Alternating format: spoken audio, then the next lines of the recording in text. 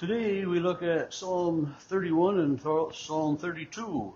And Psalm 31 is a lament. It is a pleading of, saying who I am, what's going on, and asking for help that way. It's, "O Lord, I seek refuge. Do not let me be put to shame. In your righteousness, deliver me." And again, calling upon God because of who God is. Not so much because of who I am or the psalm writer, but because of who God is. Incline your ear to me, rescue me, be a rock of refuge for me. You are indeed my rock, my refuge. You guide me. And then take me out of the net that is hidden from me. You are my refuge. And again, it's that plea for protection. And not only for protection, but knowing that there's, he's got some guilt, he's got something going on, and into your hands I commit my spirit, for you have redeemed me, and I commit my spirit, and that's a reminder for me of Jesus on the cross. Into your hands, O Lord, I commend my spirit, and trusting in God for all things, trusting in God to protect our spirit, to preserve our spirit, and that our spirit will continue to live on. And then verse 6, you hate those who worship worthless idols. And again, that acknowledgement that an idol is worthless, that it's a false god, that it's not worthy of worship. And again, that thanks for you have not delivered me into the hand of my enemy. And then verse 9 kind of is a starting point again. It's, be gracious to me, O Lord, for I am in distress. My eyes waste. And here he's pouring out what's going on.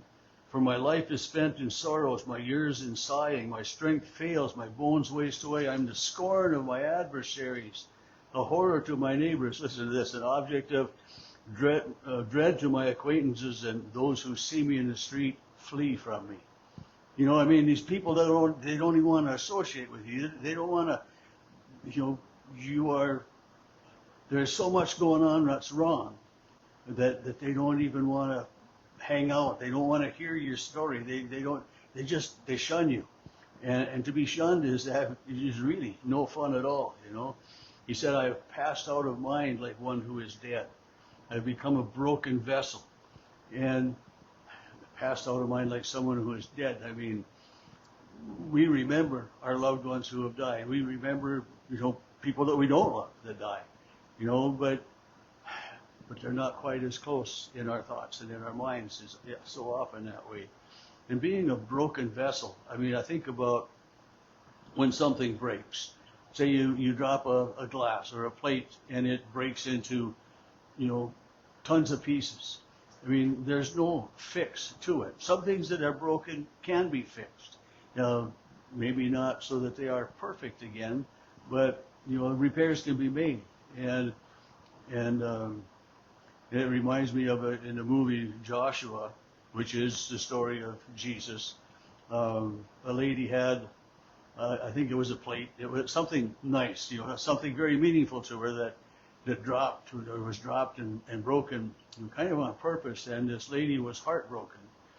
And Joshua picked the pieces up, and he made something new, something different out of it, something that was, and he said, out of broken things, life can be restored. And it's a reminder for us too that, many times in life we feel broken. We feel like, how can we go on? We feel like that broken vessel.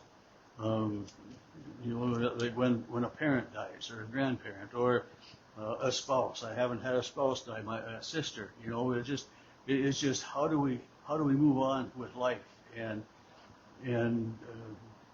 thankfully I haven't experienced all of those heartaches yet. But how do we move on with life when we feel so broken, when we feel that we have failed in everything? And we've all been made to feel like failures, that we've been made to feel like we are worthless, or we suspect, and we've been put down. And how do we rebound from that? How do we get back on our feet again when we've been that broken? And he says, I've become a broken vessel. I hear the whisperings of many. They scheme against me to plot to take my life. And then, but I trust in you, O Lord. You know, even though my friends, even though my neighbors, even though my people that I see on an everyday basis may reject me, may leave me alone, may forget who I am or seem to forget who I am, I trust in you. Why? Because you are my God. You are worthy. You are trustworthy. You are going to be there. My times are in my hands, and then that delivered me from my enemies. So this lament, this plea of feeling lost and hopeless and alone, he also realizes that these are some enemies. These are people that are out against him, and he asks God for that help and guidance. Let your face shine upon me and save me in your steadfast love. Do not let me be put to shame, for I call on you. And again, it's that trust in who God is, and the realization that he, the writer, is worthy in God's sight and worthy of God's love and everything. Verse 18, he says, let the lying lips be spilled that speak insolently against the righteous with pride and contempt. So let these liars, and I think about,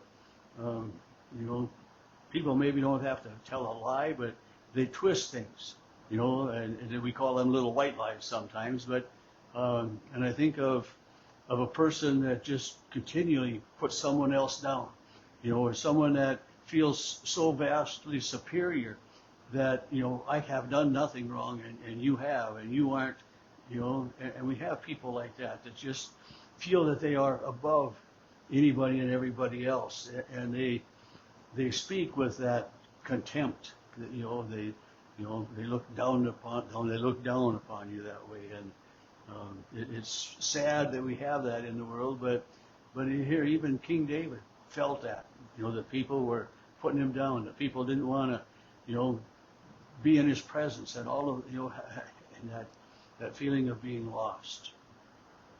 And then again, starting in verse 19, oh, how abundant is your goodness. You have laid up for those who have feared you, have accomplished them. In your shelter you hide them from human plots. You protect us from the evildoers, is what he's saying. And then blessed be the Lord,